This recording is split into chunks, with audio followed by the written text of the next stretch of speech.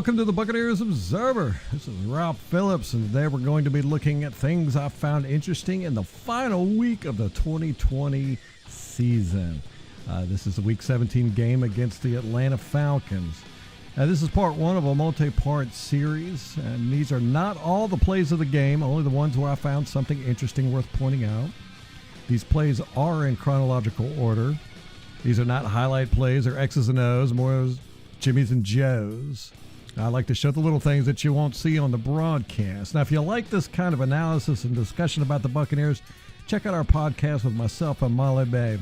There's a lot to get to in this game, so let's go ahead and start. First off, we want to talk about our special teams. Now, you know I've been railing on special teams all year long, and this is a pretty good example of what I mean. If you look at this right here, now this is a really good scheme. They got it lined up well. You've got everybody in formation. You got your front guys and you got your back guys. Everybody's set up good except for maybe this guy. He needs to turn around and, face this by. But what they're doing is they're all picking a guy to block.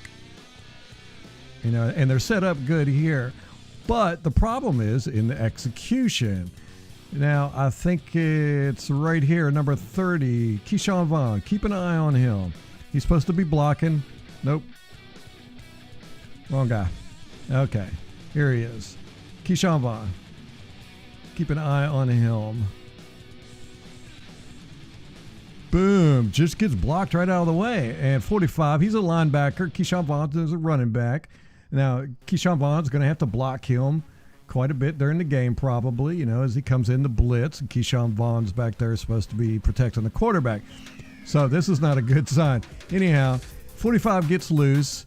He causes the runner to have to go this way. Now, the runner's supposed to go this way anyhow because here's his lead blocker. So he's going, and then you see right here, not a single Buccaneer is blocking a guy. He's got past his blocker. 17 totally whiffed on his blocker. This guy's open. This guy's unblocked. This guy's unblocked. And this is what I'm talking about. It's just the execution is very bad. We're not good at blocking or tackling on special teams. Now, Ryan Smith right here, he's usually really good. He's our special team star. Other than him, nobody stands out. I'd like to see this get better. Let's watch this from all the way from the beginning so we can get a good grip as to how it actually plays out. Here we go. Kick in. Keyshawn getting blowed up. Boom. Straight off the bat. And then just swarmed. We got a 3-yard run by Leonard Fournette. It could have been longer, but you'll see Tristan Wirfs tries to cut block 45. Deion Jones doesn't work out too well. Deion Jones avoids the block and makes the tackle. If you recall from last week, Detroit did a lot of cut blocking. Looks like the Buccaneers said, hey, we're going to do some of that too. You see, Wirfs comes out, tries to cut block him right here, fails, and Deion Jones makes the tackle.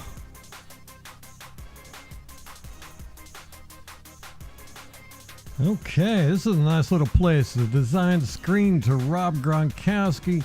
You'll see he stays in like he's blocking, and then all the offensive linemen come out. Their lead blockers. Here's Gronkowski. Here's Brady throwing it to him. Boom, you got a little train of elephants in front of you. Nice little 11-yard run. But here's what I want you to see. Right here. Let's rewind a little bit. Right there. Okay, you've got Gronkowski. You've got, this is going to be 11 yards, so that's not bad. But look at this. Cameron Brate wide open over here. Keep an eye on it. Look at this.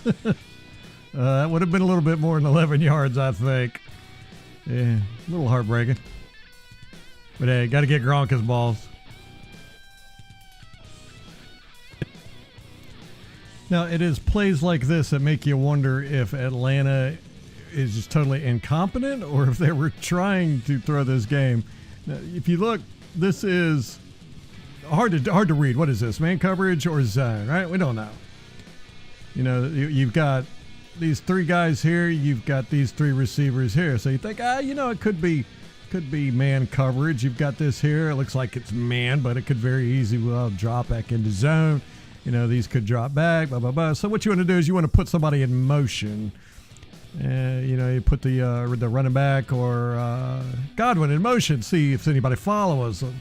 So that's exactly what Brady does. You'll see him, he looks over here, see him lift his leg right there? That's him calling Godwin into motion.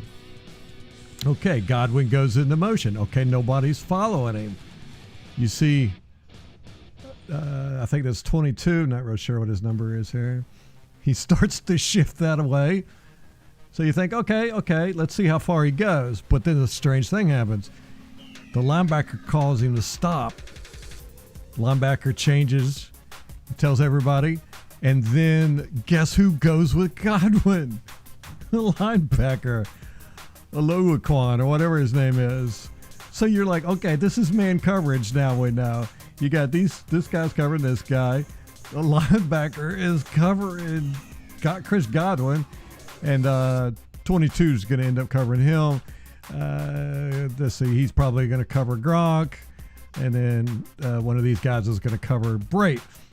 So you've got a linebacker covering Chris Godwin. You know there's no way this is going to turn out well. Not for the Falcons anyhow. Let's see what happens. Immediately, Brady just goes straight to him. I mean, to be honest with you, it wasn't really that bad a coverage by the linebacker. He stays with him. But you can see Brady immediately drops back and then just goes straight for Godwin. He knew all day he was going to throw to Godwin from the get-go. You got a linebacker covering Chris Godwin, especially going deep.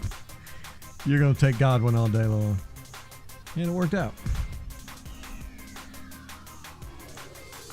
I had pointed out in the last video with the Detroit game about the quarterback having a tell. I called it pendulum arms, and I had mentioned that Matt Ryan has a tell as well, especially when he's under center. A lot of people asked me to point it out. And here it is. Pay attention to his legs right before the ball snaps. From this angle, you can't see this much, but I wanted you to see the movement and that the ball is not snapped yet right there. See his leg? You can see it right, the black mark. You can see the ball's not moving yet. Okay. Now we're going to go to the end zone angle, and you can see his legs, they spread apart right before he snaps the ball. He does this every time he's under center. Keep an eye. Remember, from looking from the other angle, the ball hasn't been snapped yet. So we're right there. See it? Right there. I mean, that's a pretty big tell. And then the ball is snapped.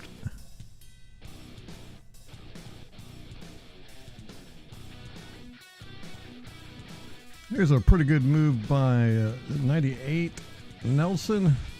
He beats 70 Jake Matthews. Gets a good move on him and gets by him for a hit on the quarterback. Doesn't really affect the play too much. Ooh, nice one. That's good.